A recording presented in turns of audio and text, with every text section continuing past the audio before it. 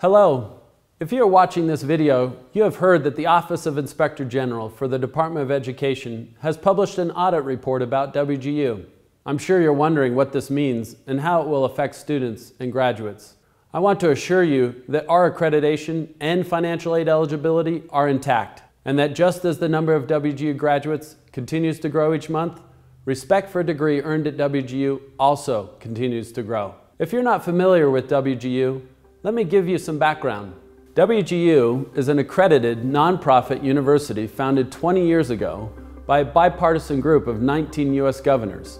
These governors shared a vision to change lives by expanding access to affordable, high-quality higher education using technology and an innovative learning model called competency-based education, which focuses on measuring learning rather than seat time. WGU is living the governor's vision today. Our students, now more than 80,000 strong, live, work, and raise families in all 50 states. They study and learn online on a schedule that fits their lives, with one-to-one support from more than 2,500 faculty members. Because all of our more than 60 bachelor's and master's degrees are competency-based, our students advance as soon as they can demonstrate that they've mastered course material and achieve proficiency in the standards. We keep the learning constant and let the time vary. Our model works, especially for adults who need to fit college into their busy lives. We have more than 80,000 graduates, a number that increases every month. Since 2003, WGU has been regionally accredited by the Northwest Commission on Colleges and Universities, and our accreditation was just recently reaffirmed in February 2017. Since our founding, we have been fully compliant with all Department of Education regulations and guidance, and are known nationally for our student focus, engaging faculty model, high-quality education, student support, and innovation. We also continue to earn recognition for our affordability and for helping our students finance their education responsibly. What then is the issue in the OIG report?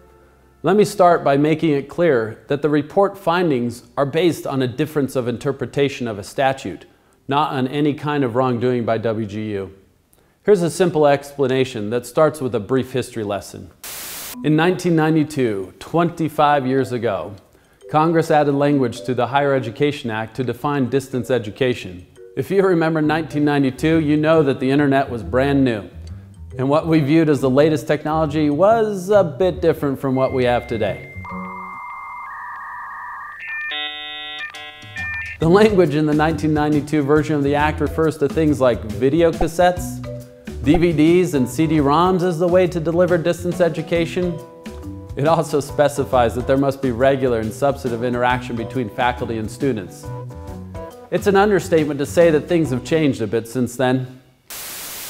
In the 1998 reauthorization of the Higher Education Act, Congress included language naming WGU an eligible institution for federal student aid, and WGU was selected to participate in the Distance Education Demonstration Program enacted by the same legislation. Even in our early days, Congress recognized the value of encouraging innovation in higher education. All of what we do at WGU is entirely centered around our students, and that includes our faculty.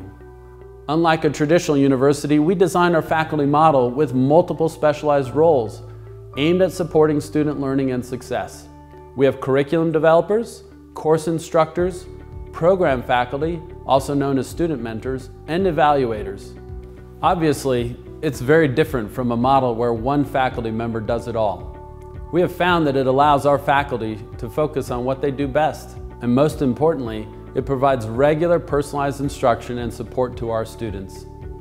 This student-centered approach to faculty roles is different, but it works. It's been validated in third-party studies and most importantly has been approved by our accreditors. It's this approach to faculty that the OIG takes exception to, because it's not the traditional model with an instructor holding class a couple of times a week.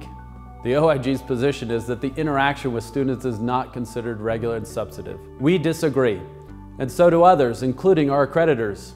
The Department of Education knows that distance learning has changed a lot since the early 1990s, even if the law hasn't been updated. That's why the Department of Education has published letters containing regulatory and sub-regulatory guidance to all universities offering distance education. One of these letters, issued in December 2014, clarifies what regular and substantive faculty-student interaction is for competency-based education. And it makes clear that accrediting agencies are responsible for determining whether universities are meeting that requirement. In February, our accrediting agency reaffirmed that our mentors are faculty members. Competency-based programs, like WGU's, provide regular and substantive faculty-student interaction. We have data from third-party sources that validate the effectiveness of our faculty model. In a number of national surveys, WGU students and graduates consistently report a higher level of engagement and satisfaction with their faculty interactions. We respectfully, but strongly, disagree with the OIG's findings, and we are working with the Department of Education, legislators, and policymakers to resolve this issue. In the meantime, rest assured that WGU will continue to deliver high-quality education that changes lives. If you're a current student, know that your financial aid is intact, your credits are recognized and transferable, and your degree is accredited and recognized by employers. After watching this video, if you've made it this far, you may want to know how you can lend your support. While we have every expectation that we'll be able to resolve this issue, please consider taking a few minutes to call or write your legislators. Ask them to support innovation by working to bring higher education legislation into the 21st century. Thanks for watching.